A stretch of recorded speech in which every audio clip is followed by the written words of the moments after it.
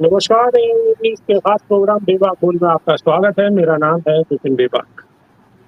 किसान आंदोलन को आज यानी 31 अगस्त को 200 दिन पूरे हो गए थे। इस अवसर पर शंभू बॉर्डर पर किसानों ने अलग अलग कार्यक्रमों का आयोजन किया है। इसमें रेसलर विनेश फोगाट भी पहुंची। विनेश फोगाट का यहाँ किसानों ने स्वागत किया है। विनेश फोगाट ने कहा कि सरकार को किसानों की बात सुननी चाहिए। वहीं जब उनसे पूछा गया कि क्या वे हरियाणा विधानसभा का चुनाव लड़ेंगे, इस सवाल पर उन्होंने कुछ भी कहने से इनकार कर दिया। 200 दिनों से किसान यहाँ बैठे हुए हैं। किसान ही देश को चलाते हैं और इन्हें यहाँ देखकर दुख होता है। हम किसानों के बिना तो कुछ भी नहीं है। विनेश ने कहा कि सरकार को किसानों की मांगों को सुनना चाहिए। उन्होंने माना था कि आपसे गलती हुई है तो फिर आपने जो वादे किए हैं उनको पूरा कीजिए। अगर ये लोग ऐसे ही सड़कों पर बैठे रहेंगे तो हमारा देश उन्नति नहीं कर पाएगा। हमारे साथ जो मेहमान जुड़े हैं, डिजिटल प्लेटफॉर्म राजपथ से ग्रुप एडिटर सैयद कासिम साहब हैं, भाजपा नेता संजय गौतम है और कांग्रेस से महराज वली है। तो स्वागत है। तो सबसे पहले शर्मा जी, किसान 200 दिनों से बैठे हुए हैं। संजय गौतम जी, 200 दिन हो गए किसानों को आंदोलन पे बैठे हुए, अभी तक कोई बातचीत नहीं हो पाई है और वो सरकार से उम्मीद लगाए बैठे हैं। क्या कहेंगे सर?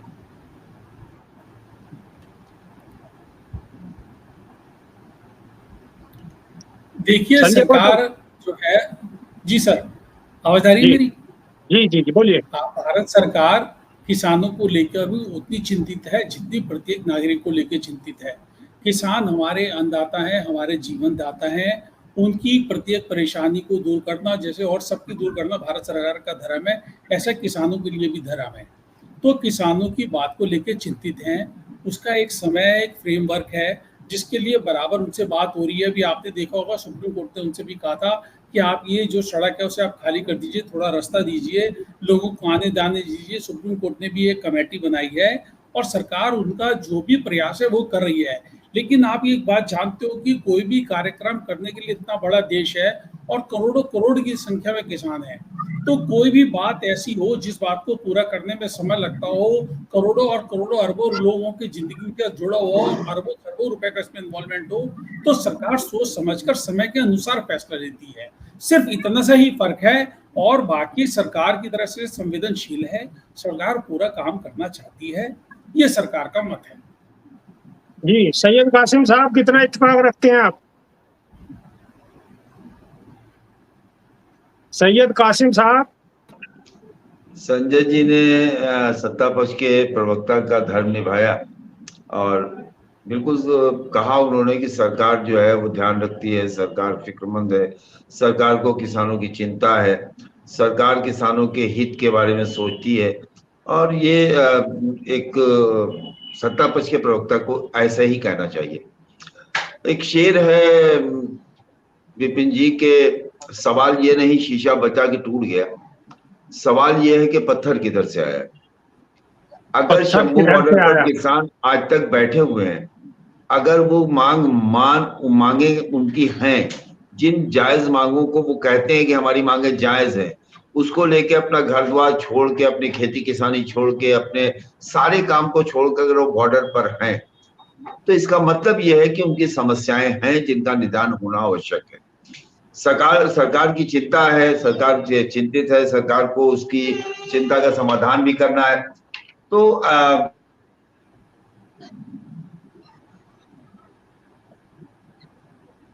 कासिम साहब से संपर्क हमारा टूट गया। महराज वली जी, क्या कहेंगे? 200 दिन हो गए किसान आंदोलन को शुरू हुए। महराज वली जी। जी, आप लगातार देख रहे हैं 200 दिन से कि भारतीय जनता पार्टी के नेताओं का और उनके बड़े से बड़े नेताओं का इस देश के किसानों के प्रति क्या व्यवहार रहा है। ये तो आज भला हो संजय गौतम जी का कि उन्होंने किसानों को आंदोलन जीवी नहीं कह के पुकारा, क्योंकि अक्सर ये लोग आंदोलन कर रहे किसानों को या किसी भी जो भी वर्ग इस देश का, जो भी हिस्सा, जो भी तबका इस देश का सरकार के खिलाफ बैठता है तो ये लोग उस पर आक्षेप लगाने लगते हैं, तरह तरह के नाम देने लगते हैं। संजय जी ने भी कई बार ये करा है, आज नहीं करा है। ये बता रहे हैं कि सरकार बहुत संवेदनशील है। सवाल ये है कि 200 दिन में ऐसा क्या कदम उठाया है जिससे तो मेरा किसान ये तो अच्छी अपना बात है। आंदोलन वापस लेकर, आज संजय जी ने नहीं कहा है तो ये तो अच्छी बात है। मैं तो खुद ही कह रहा हूं कि बड़ी अच्छी बात है कि आज संजय जी ने किसानों को आंदोलन जीवी कहकर नहीं पुकारा। लेकिन खाली संजय जी से तो भारतीय जनता पार्टी चल नहीं रही है। इनके तमाम नेता, यहां तक कि सांसद कंगना रनावत के आए दिन क्या बयान आ रहे हैं, जबकि इनके राष्ट्रीय अध्यक्ष लगातार उनको बुला के सवाल जवाब कर रहे हैं। लेकिन उसके बावजूद कंगना रनावत या तमाम इस देश के भारतीय जनता पार्टी के ऐसे नेता हैं जो आए दिन किसानों पर तोहमत लगाते रहते हैं। कोई खालिस्तानी बता देता है, कोई पाकिस्तानी बता देता है। लेकिन 200 दिन में ऐसा क्या काम किया सरकार ने जिससे किसान संतुष्ट होकर अपने खेतों पर वापस चले जाएं और अपनी दिनचर्या, अपनी रोजी रोटी कमाने का काम करें। अगर कोई किसान बैठा हुआ अपनी बात को 200 दिन तक कह रहा है तो उसकी बात में गंभीरता होगी। ये इन लोगों को कब समझ में आएगा? 200 दिन में नरेंद्र मोदी के पास तमाम अपने फोटो सेशन कराने का समय है, विदेशों में जाके घूमने भ्रमण करने का समय है, अपने शूटिंग का समय है, लेकिन किसानों की बात सुनने का समय नहीं है। विपक्ष के नेता राहुल गांधी इस देश के मैकेनिक से लेके एक नाई और मोची से मिल सकते हैं, लेकिन इस देश का प्रधानमंत्री जो खुद को 56 इंच की छाती वाला कहता है, वो इस देश के किसानों, अन्नदाताओं के बीच में जाकर बैठने की हिम्मत नहीं करता। ठीक है मेरा जी, एक जवाब लिए लेते हैं। आपने राहुल गांधी की बात की तो संजय गौतम जी, राहुल गांधी जी संविधान की प्रीति लेकर घूम रहे हैं कि संविधान खतरे में है, संविधान खतरे में है, क्या कहेंगे? देखिए, राहुल गांधी एलओपी है, बन गए हैं, बड़ी जिम्मेदारी आई है और उसके बाद वो कैसे कैसे काम कर रहे हैं आप ये देख सकते हो। एक छोटा सा प्रदेश था हिमाचल, आज उसकी स्थिति कैसी है? क्योंकि उसने राहुल गांधी की बात मानी। जिस तरीके की उनकी दूरदर्शिता है, जिस तरीके के वो संवेदनहीन व्यक्ति हैं, जिस तरीके की वो पॉलिसी बनाते हैं, उसके साथ आज हिमाचल की कैसी दुर्दशा हो रही है वो मैं नहीं कह रहा, हिमाचल का मुख्यमंत्री कह रहा है कि हमारे पास लोगों की सैलरी देने के लिए पैसे नहीं है। रही बात नंबर 2 पे, किसानों के अंदर, हरियाणा के अंदर भारतीय जनता पार्टी की पिछले 10 साल से सरकार है। आज 24 फसलों पर एमएसपी दे रही है, 24 फसलों पर। आम आदमी पार्टी की पंजाब के अंदर सरकार है, 12 फसलों पे, 11 फसलों पर भारत सरकार एमएसपी दे रही है। पिछले साल का रिकॉर्ड उठा के दीजिए, प्रति वर्ष पहले से ज्यादा एमएसपी पे खरीद हो रही है, प्रति वर्ष उनका एमएसपी का रेट बढ़ रहा है। और उसके बाद किसान सम्मान निधि है, फसलों का बीमा हो रहा है, जमीन का जो सोल का एक इंश्योरेंस होता है वो किया जा रहा है। और जितनी भी फैसिलिटीज है, देखो क्या है, मैंने आपको एक बार पहले भी बताया था और आज फिर बताता हूँ कि इतना बड़ा देश है, 140 करोड़ लोग हैं, एक साथ एक जगह पर ऐसा नहीं हो सकता, उसका बहुत बड़ा इम्पैक्ट होता है। किसान अपनी बात के लिए कह रहे जी आप हमें अभी दे दो, हमने 24 फसलों पे दिया ना हरियाणा में, पंजाब की सरकार क्यों नहीं दे देती? चलिए महराज वली से जवाब ले लेते हैं। ठीक है संजय जी, जवाब ले लेते हैं महराज वली से। जी, महराज वली से जवाब ले लेते हैं। महराज वली क्या कहेंगे? संजय जी जैसा कह रहे हैं ना कि किसान कह रहे हैं कि हमको तुरंत दे दिया जाए, और इनकी भाषा शैली से ऐसा लगता है कि ये किसानों पर एहसान कर रहे हैं। उनकी बात सुनकर वो अगर अपनी कोई बात कह रहे हैं, नहीं आप एहसान नहीं कर रहे हैं, और तुरंत एक दिन में 24 घंटे में या 5 घंटे में, हाँ, सिर्फ कहने का प्रधान सेवक है। आपको पता है कांग्रेस की जिस कार्यकाल पे ये लोग आरोप लगाते हैं, उस कार्यकाल के कई प्रधानमंत्रियों ने, पंडित नेहरू से लेके शास्त्री जी से लेके और कई प्रधानमंत्रियों ने कांग्रेस की हुकूमत में किसान आंदोलन में जमीन में उतर के उनकी बातें सुनी है। आप इतिहास पढ़ लीजिए, पता कर लीजिए कि किस किस प्रधानमंत्री ने आवाम के लिए, किसानों के ऊपर गोलियां किसने चलवाई थी। और आपने क्या किया था बॉर्डर पर, भूल गए? 700 हत्याओं का आरोप है आपकी सरकार पर। आपके मंत्रियों ने, गृह मंत्री के लड़के ने एक तिनका तक नहीं उठाया। 2 साल तक यहाँ रहे बॉर्डर के ऊपर किसान, कि किसी किसान को कष्ट आपकी ना हो पार्टी जाए। और उस इस किसान देश अंदर के अभी गृह आंदोलन मंत्री था के बेटे ने कि किस किसानों के तरीके से ऊपर लोगों थार ने चढ़ाई आके है। लाल किले के ऊपर ठीक है 26 जनवरी भारत का राष्ट्रीय पर्व, 26 जनवरी पे भारत की आन बान शान, उस तिरंगे के साथ लाल किले पे क्या किया था। अब आप मुझे एक बार मिराज अली साहब से पूछ के बता दें, वो किसान थे, वो कौन थे। अब आप मुझे सिर्फ इतना सब पूछ के बता दीजिए। तिरंगे की बात तो आप लोग किया ना करिए। आप लोग तिरंगे पर अगर विश्वास तिरंगे करते की होते बात ना ना करें। तो तिरंगे का अपमान ना करते। आपसे जुड़े तमाम तिरंगे का नेताओं ने अपमान तिरंगे कौन का कर रहा है? विरोध किया है, तिरंगे का विरोध किया तिरंगा है। यात्रा निकालते 52 भाई साल हम तक संघ 15 अगस्त के को, मुख्यालय तक 15 तिरंगा नहीं अगस्त को। फहराया है। आप ठीक है, तिरंगे की कासिम साहब के पास चलते हैं। ठीक है, मत कासिम करिए, साहब के पास आप चलते हैं। राष्ट्रभक्ति मत अरे बताइए। यार, आप लोग तो वंदे ठीक है, मातरम को जो कासिम आपने राष्ट्रीय साहब के पास चलते हैं। कासिम जी, राष्ट्रगान बनने दिया। आपको पता है ना, ठीक राष्ट्रीय है, गान का जब वंदे मातरम जब बन रहा था आजादी पे, तो सबसे ज्यादा विरोध किसने किया था? जवाहरलाल नेहरू ने। आप क्या बात करते हैं? आजादी की लड़ाई का एक ही तराना था, झूठ बोल वंदे रहे हैं आप, मातरम, वंदे झूठ मातरम। बोल रहे हैं आप, अरे आप झूठ बोल रहे कोई हो, जाके तथ्य नहीं है इस देखो बात का। ठीक है, कासिम आप साहब झूठ के बोल पास रहे हैं। चलते हैं। ठीक है, कोई धैर्य पंडित रखिए, नेहरू ने धैर्य भेद नहीं करा। रखिए, तथ्यहीन बात कर रहे हैं आप। सच बात कर रहे हैं। धैर्य भारत रखिए। के लेकिन दुनिया प्रधानमंत्री जानती है कि जवाहरलाल नेहरू तिरंगे ने का वंदे विरोध मातरम किसने का करा। विरोध किया था। सब पूरी जानते हैं दुनिया कि जानती है, जवाहरलाल नेहरू ने ठीक है, विरोध ठीक 52 है, किया। साल धैर्य तक रखिए, संघ ने अपने धैर्य और किसने रखिए। मुख्यालय किया पर था? तिरंगा नहीं ये आप फहराया। लोग तो हो, और महराज कौन वली है? साहब, धैर्य रखिए, धैर्य रखिए, तिरंगा तो हम मेहरबानी लोग करके धैर्य फहरवाएंगे रखिए। देश के हर घर पर, और अरे घर आपको भी पर हम फहराना लोग पड़ेगा, फहराते हैं तिरंगा ठीक यहाँ है, आपके पे। ठीक है, नेताओं को ठीक भी है, फहराना पड़ेगा, फहराते तिरंगे ही का है। सम्मान ठीक है करना सर, पड़ेगा। महराज वली के पास चलते हैं। जी, महराज वली, बसपा सुप्रीमो मायावती और आकाश आनंद। महराज वली साहब, हेलो, सुन रहा हूँ महराज सर, वली, जी सर, सुन रहा हूँ। थोड़ा शांत रहिए सर, थोड़ा शांत रहिए। हम कासिम साहब के पास चलते हैं। कासिम साहब, बसपा सुप्रीमो मायावती और आकाश आनंद कांग्रेस को लेकर और बीजेपी को लेकर लगातार निशाना साध रहे हैं और कह रहे हैं कि ये ड्रामा कर रहे हैं संविधान का। क्या कहेंगे? विपिन जी, देखिए ऐसा है कि मैं दोनों प्रवक्ताओं की बात सुन रहा था जी, क्योंकि एंकर हूं और चीजों को थोड़ा सा सुनने की कोशिश करता हूँ। जी, आरोप प्रत्यारोप जो है वो एक अलग चीज है, और ये कांग्रेस और बीजेपी की एक प्रॉब्लम ये है कि वो ये कहते हैं कि आपने क्यों नहीं किया, वो ये कहते हैं आपने क्यों नहीं किया।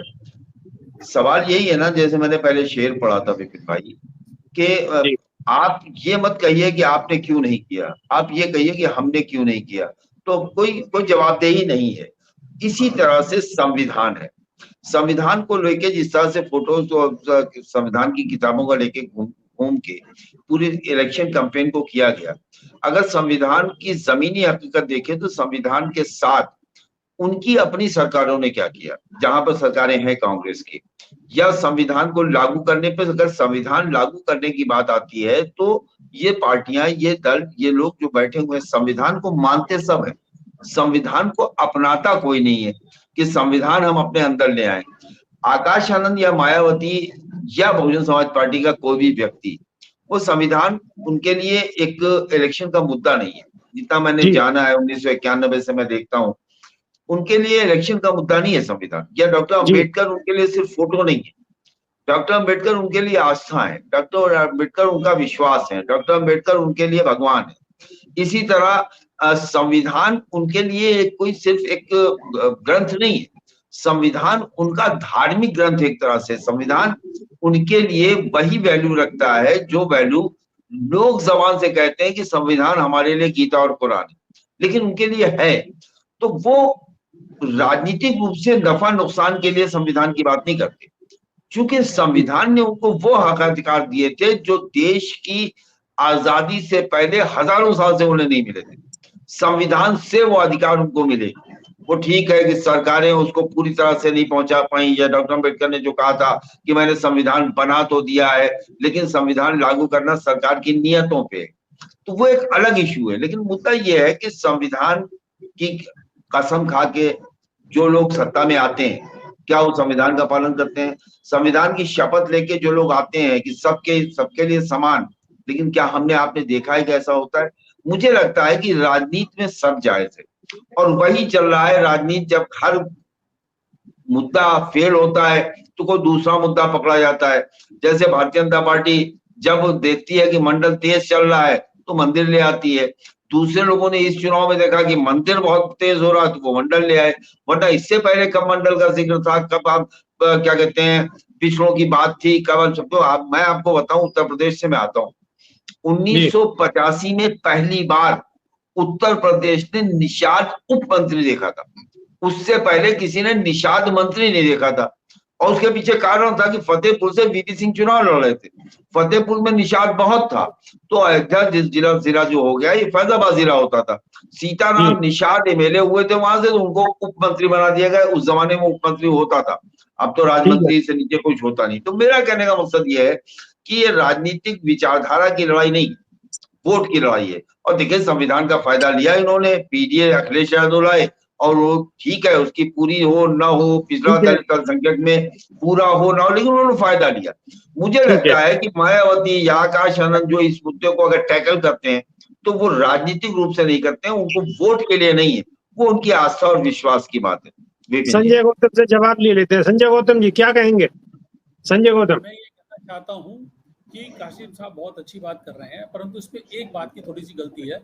आप मुझे भी थोड़ा सा इस बात को सुने कि मायावती जी जो पिछले 2 चुनावों के अंदर उनकी जो दुर्दशा हुई है, जो उन्हें 0 सीट मिली है और विधानसभा में भी, तो उसके बाद अब क्या है, जब उन्हें लग गया कि भाई मेरा वोट बैंक खिसक गया है और चंद्रशेखर रावण नाम का एक दूसरा कंपटीटर पैदा हो गया है, तो मायावती जी अब इस तरीके की बातें कर रही हैं और इसके पीछे उनका कोई नीच स्वार्थ है। मायावती जी 5 साल पूरा मायावती जी को पूर्ण बहुमत की सरकार थी उत्तर प्रदेश में। मायावती जी ने किस तरीके का शासन दिया ये सब जनता जानती है। मायावती जी के शासन की कमियों का ही परिणाम था कि समाजवादी पार्टी आई और समाजवादी पार्टी को भी उत्तर प्रदेश ने पूर्ण बहुमत की सरकार दी और उसके बाद इन्होंने किस तरीके का राज किया। फिर भारतीय जनता पार्टी योगी जी की सरकार आई और किस तरीके की कानून व्यवस्था करी, किस तरीके से सुरक्षा प्रदान करी, किस तरह यूपी को स्वाभिमान दिया, यूपी को ट्रैक पे लेकर आए, इतने बड़े प्रदेश को फाइनेंशियली ट्रैक पे लेकर आए कि उत्तर प्रदेश की सरकार ने उन्हें दूसरी बार जिताया। तो कॉन्स्टिट्यूशन में जो लिखा है उसको वाकई में ही ये बात बिल्कुल सच्ची है। कहना कि हम कॉन्स्टिट्यूशन की प्रति लेके घूम रहे हैं और हम इनके लिए पूजा करते हैं, लेकिन आप उनको मानना भी तो चाहिए, अपनाना भी तो चाहिए थे। केवल एक मोदी जी ऐसे हैं जो भारतीय जनता पार्टी जो लगातार इसको निभाने का प्रयास कर रही है कि जो अम्बेडकर साहब ने कहा हमारे देश के अंदर अंत्योदय अंतिम छोर पर जो व्यक्ति खड़ा है उसको सुरक्षा, अनाज, शिक्षा और मूलभूत सुविधाएं देने का प्रयास करें। विपिन जी एक चीज मैं ऐड कर दूं, बहुत अच्छी बात कही हमारी भारतीय जनता पार्टी के प्रवक्ता ने। उत्तर प्रदेश के कानून व्यवस्था की बात उन्होंने की कि योगी के राज में उत्तर प्रदेश की कानून व्यवस्था, मैंने आज तक किसी घुर विरोधी से भी, धुर विरोधी जिसे कहते हैं, उससे भी अगर नहीं सुना है कि कानून व्यवस्था के मामले में योगी सफल है। अभी 2 दिन पहले सुल्तानपुर में डे लाइट डकैती हुई है जो इस देश की सबसे बड़ी डकैती है, सराफा व्यापारी के शहर के बीचों बीच, आज तक अपराधी पकड़े नहीं गए। अभी आपने देखा फर्रुखाबाद में 2 बेटियों की आत्महत्या, एक पेड़ पे जिसको पुलिस ने आत्महत्या बताया, एक पेड़ पे 1 रुपट्टे में 2 लाशें मिली। उसके दूसरे दिन फर्रुखाबाद में 2 लाशें मिली हैं। अभी आज जमानत हुई है बीएचयू के उन लड़कों की जिन्होंने सामूहिक बलात्कार किया था और वो हाईकोर्ट से आज छूट के जमानत पे आए हैं। और एक चीज में तो कामयाब है कि अगर वर्ग विशेष के किसी भी व्यक्ति पे केवल एफआईआर हो तो उसको लंगड़ा करना, उसके घर पे बुलडोजर चलाना, बुलडोज कर देना, ये अगर उपलब्धि है तो इसमें कोई शक नहीं योगी आदित्यनाथ की सरकार इस देश में सबसे अच्छा काम कर रही है। लेकिन अगर अपराध पे नियंत्रण करना, अपराधियों के अंदर डर पैदा करना, डर का माहौल लाना, अपराधी किसी का मतलब ये नहीं है जाति विशेष, धर्म विशेष, अपराधी का मतलब अपराधी होता है। तो वो उस मामले में आज तक अगर लोग कहते हैं, आप दुश्मन से भी पूछे तो वो मायावती के कार्यकाल को याद करते हैं या वीर बहादुर सिंह के कार्यकाल को याद करते हैं। उत्तर प्रदेश में वीर बहादुर सिंह का कार्यकाल भी अच्छे और सख्त प्रशासन के लिए याद किया जाता है और मायावती के कार्यकाल को भी याद किया जाता है। ये एक चीज हो गई। दूसरी चीज ये है कि उत्तर प्रदेश को विकास के पथ पे ले जाने की जो बात है उत्तर प्रदेश में जो क्या कहते हैं वहां की अर्थव्यवस्था को मजबूत करने की बात है, वो उत्तर प्रदेश के ग्रामीण इलाकों में जाने के बाद पता चलता है कि कितनी मजबूत हुई है। योगी आदित्यनाथ, नो डाउट, योगी आदित्यनाथ की छवि या उनकी बात या उनकी कार्य करने के पर कोई उंगली नहीं उठाता, लेकिन योगी आदित्यनाथ को एक भी, अभी 2 दिन पहले भारतीय जनता पार्टी के विधायक के पिता, उनका एक वीडियो वायरल है जो कह रहे हैं कि योगी आदित्यनाथ के मुख्यमंत्री के मामले में उन्होंने उनकी निंदा की है। अभी 2 दिन पहले की बात है, उत्तर प्रदेश में 2 DCM और दोनों के दोनों लोग योगी आदित्यनाथ की कैबिनेट की बैठकों का बहिष्कार कर रहे थे। उत्तर प्रदेश में तमाम विधायक और सांसद हमने देखा है जो योगी, अभी आपके गाजियाबाद में आपके पड़ोस में गुजर हैं, वो क्या क्या कह रहे हैं कि किस तरह से क्या करूंगा, अधिकारी सुन नहीं रहे। अधिकारियों का बोलबाला है, पॉलिटिकल राजनीतिक रूप से सक्षम लोगों की दिक्कतें हैं, और इस बार ये पब्लिक डोमेन में है। और मैं समझता हूं कि हमारे संजय जी क्योंकि पार्टी के प्रवक्ता है, उनको हक है और वो यही बात उनको कहनी है और यही बात वो कहेंगे। ठीक है, ठीक है, ठीक है। आपने जिक्र किया योगी आदित्यनाथ का, तो एक ट्वीट बहुत वायरल हो रहा है इस दौरान में, और ट्वीट में योगी आदित्यनाथ ने जो कहा है वो मैं आपको बता देता हूं। उन्होंने कहा कि कंगना में मीराबाई जैसी भक्ति है, महारानी पद्मिनी जैसा तेज है, और विरोधियों से जूझने के लिए रानी लक्ष्मीबाई जैसा शौर्य है, और वीरांगनाओं का भाव भी है। महराज वली, ये वायरल है। योगी आदित्यनाथ 10 सेकंड में मेराज भाई का वक्त 10 सेकंड में ले लेता हूँ। देखिए ऐसा है कि ये उस फिल्म की वजह से कह दिया, तो फिल्म देख ली थी, कंगना को उन्होंने इतनी करीब से नहीं देखी। ठीक है, जवाब लिए महराज भाई से भी जवाब लिए लेते हैं इस पर। ठीक, महराज भाई। देखिए, योगी आदित्यनाथ के तो तमाम बयान वायरल होते रहते हैं, उनमें से एक ये है। लेकिन अभी जैसे कानून व्यवस्था की बात हो रही थी, तो उसका हशर ये है कि उत्तर प्रदेश की राजधानी मुख्यमंत्री आवास से चंद मीटरों की दूरी पर इन्हीं के भारतीय जनता पार्टी के राष्ट्रीय प्रवक्ता सुधांशु त्रिवेदी के घर में दिन दहाड़े चोरी हो जाती है और ये लोग कुछ नहीं कर पाते हैं। उत्तर प्रदेश की राजधानी लखनऊ का सबसे मुख्य जगह ताज होटल के पास जब पानी भरता है, तब चंद हुड़दंगी लड़के भरी जो लोग गुजर रहे हैं, राहगीर, उनके साथ, महिलाओं के साथ, पुरुषों के साथ, बुजुर्गों के साथ किस तरह का व्यवहार करते हैं, दुर्व्यवहार करते हैं, छेड़खानी करते हैं। और मुख्यमंत्री सदन में खड़े होकर सिर्फ 2 वर्ग विशेष लोगों के नाम लेते हैं, बाकी सबके नाम भूल जाते हैं। उनमें उनकी भी जात बिरादरी के लोग हैं, उनका नाम लेना उनको याद नहीं रहता है। वो 2 नाम लेते हैं, एक यादव एक मुसलमान। ये योगी आदित्यनाथ की कथनी और करनी में फर्क है। और योगी आदित्यनाथ के बयान लगातार विशेष समुदाय के लिए रहते हैं, वो उसी पैटर्न पे काम कर रहे हैं। वो सरकार में दोबारा आ गए मानते हैं हम, जाहिर है कि वो दोबारा आए, सरकार में आए, लेकिन भारतीय जनता पार्टी के ही कई मुख्यमंत्री, हर मुख्यमंत्री अपने आप को कहता है कि नंबर 1 पे हमारा प्रदेश है, भारत में फलाने विकास पे नंबर 1 पे हरियाणा है, कोई कहता है हमारा उत्तर प्रदेश नंबर 1 पे। पहले तो यही लोग तय कर लें कि कौन सा प्रदेश नंबर 1 पे है। कभी गुजरात मॉडल का बताया जाता था कि नंबर 1 पर है पूरे देश में। अब उत्तर प्रदेश, जब जहां चुनाव आते हैं, वहां उस प्रदेश को ये लोग नंबर 1 पे बताने लगते हैं। तो ये लोग तो खुद ही आपस में तय नहीं कर पाते हैं कि पहले पायदान पर कौन है। पहले पायदान पे एक ही प्रदेश रह सकता है ना। तो ये लोग खुद कंफ्यूज रहते हैं, और वो कंफ्यूजन पब्लिक डोमेन में भी ये रखना चाहते हैं, पब्लिक के बीच में भी रखना चाहते हैं, ताकि इनसे सवाल न किए जा सके। ठीक है संजय गौतम जी, सारी पूरी आपने महराज वली की बातें सुन ली, सारी व्यथा सुन ली, क्या कहना चाहेंगे?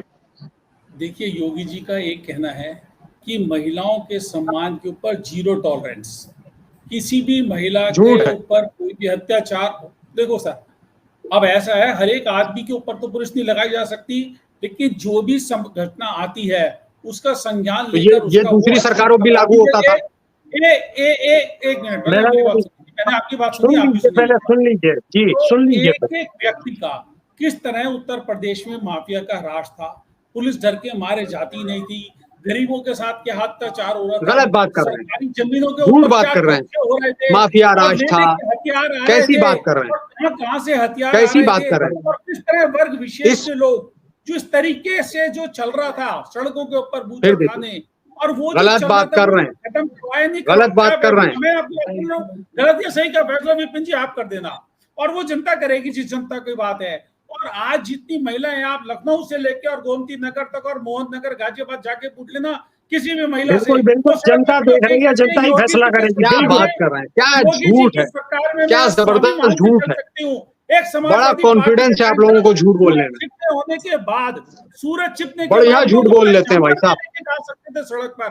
आप पूछ के झूठ देखो, बोलने में अपना कोई जानवर शक नहीं है आप लोगों का। महिलाओं की बात नहीं मैं कर जनता रहा हूँ। देख रही है, आज उत्तर जनता सब प्रदेश कुछ देख रही है। में विपिन और जी, जिन लोगों ने पानी विपिन जी, डालकर महिलाओं के साथ महिलाओं अत्याचार को नहीं हो रहा है। मोटरसाइकिल पे अरे लखनऊ राजधानी के में, अंदर गलत पूरा व्यवहार उत्तर किया, प्रदेश में उनको कैसे महिलाओं सबक के सिखाया, बलात्कार की और घटनाएं उनको बढ़ती पुलिस जा ने रही हैं। बताया कैसी कि ये बातें वो कर रहे हैं? लोग हैं क्यों इतना जिनके झूठ नाम बोलते हैं आए ये थे। लोग?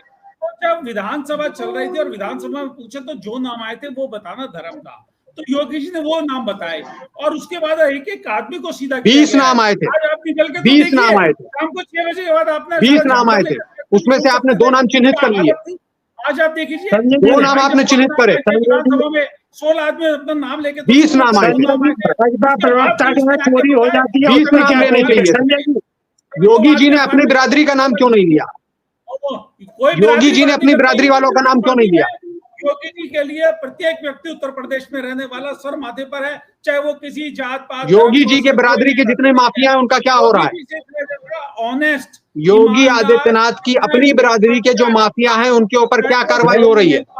अभय सिंह, धनंजय सिंह, ब्रजभूषण, सुन लीजिए, पहले सुन लीजिए, फिर जवाब दीजिएगा। सुन लीजिए, ठीक है, सुन लीजिए। पहले सोचता है जिस तरीके का वो व्यक्तित्व है और जिस तरीके से वो शासन प्रशासन में लेते हैं, किसी के साथ भेदभाव नहीं करते। सरकार की पॉलिसी में चाहे गरीबों को मकान देना हो, गैस का सिलेंडर देना हो, राशन देना हो, वैक्सीन देनी हो, या सरकार की जो भी योजनाएं हैं उसमें किसी पर किसी वर्ग विशेष से कोई भेदभाव नहीं किया गया है, सबको ज्यादा दिया गया है। बल्कि जिस वर्ग विशेष की बात कर रहे हैं उनको हर चीज पहले से ज्यादा मुहैया कराई गई है। लेकिन जो माफिया लोग हैं, जो अपराधी लोग हैं, उनके ऊपर कड़े से कड़ा एक्शन लिया गया है। और अगर उसमें से जो धनंजय सिंह, किसी अभय सिंह, ब्रजभूषण करने की कोशिश ठीक है। करेगा, उसका वही हश्र होगा जो पहले वाले अपराधियों का हुआ है। ठीक है, महराज वाली कुछ कहना चाहते हैं। संजय जी सुनिए, आप वही हो। संजय जी सुनिए, संजय जी सुनिए, महराज वाली कुछ कहना चाह रहे हैं। कहिए कहिए महराज वाली, कहिए। देखिए योगी आदित्यनाथ के अभी इन्होंने नामों सदन में जो नाम लिए उस पर बात करी, 20 नाम थे, उसमें योगी जी की अपनी बिरादरी के भी नाम थे। माफियाओं की बात आती है, आज के देश, आज की तारीख में आप उत्तर प्रदेश के 10 माफियाओं के नाम पूछ लीजिए, किसी से पता लगा लीजिए, चाहे पुलिस से पता लगा लीजिए, चाहे मीडिया से पता लगा लीजिए, वो कौन लोग निकलेंगे जो मुख्यमंत्री योगी आदित्यनाथ के अपनी बिरादरी के माफिया हैं। धनंजय सिंह से लेकर अभय सिंह, उन पर क्या कार्रवाई हो रही है? उन पर क्या कार्रवाई हो रही है? उनके घरों पे कितने बुलडोजर चले हैं? उनके नाम आपने जो है चौराहों पे चस्पा क्यों नहीं करवाए हैं? आपकी योगी आदित्यनाथ आज की तारीख में आप लिस्ट उठा के देख लिए, कौन अपराधी बचा है, कौन माफिया बचे हैं, वो कौन लोग हैं? संजय जी से जवाब ले लेते हैं। मैक्सिमम लोग कौन लोग हैं?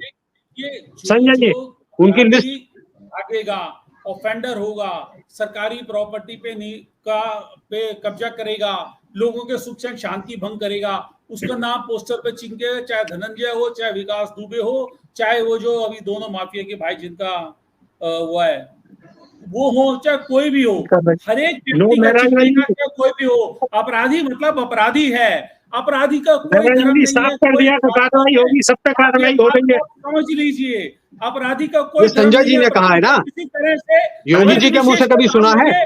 शेल्टर मत दीजिए। अरे योगी जी वर्ग विशेष का नाम लेके वोट मांगते हैं। पुलिस जाती है और अपराधी का कांड करती है, कैसे अपराधी कर लेगा? अरे बताइए ना, 10 माफियाओं के नाम बताइए। रहने वाली संजय गौतम जी, उत्तर प्रदेश के 10 माफियाओं के नाम बताइए। मेरे माफियों का कोई काम नहीं है, मेरा माफियों से लेना देना नहीं है। मैं सज्जन नाम तो जानते होंगे, नाम बताइए ना। नहीं, मैं किसी माफिया आप प्रवक्ता है, आपको प्रदेश आपको बस कर कार्रवाई होगी। 10 माफियाओं के नाम नहीं मालूम है? नाम बताइए ना, आप मुझे बताइए अपराधियों के नाम, उनपे कैसे कार्रवाई? नाम ले रहे हैं, खुल्लम खुल्ला नाम ले रहे हैं। बताओ किसका नाम लिया आपने? एक कहाँ हो रही है? धनंजय सिंह नाम नहीं लेना जानते हैं। कोर्ट में तो गए थे, और आप दूसरे का नाम चलिए बताओगे। चलिए चलिए चलिए, सारे जितने पार्टी मैं के कह तो रहा हूँ नेता 10 हैं, नाम बता अपनी- दीजिए माफियाओं के। जी जी जी जी जी जी, सब लोगों ने अपनी बात रखी। अब ये फैसला जनता जनार्दन पर छोड़िएगा, और प्रोग्राम आगे बढ़ाने के लिए हमें समय इजाजत नहीं देता है। फिर कल दोबारा मुलाकात होगी। बहुत बहुत धन्यवाद। नमस्कार।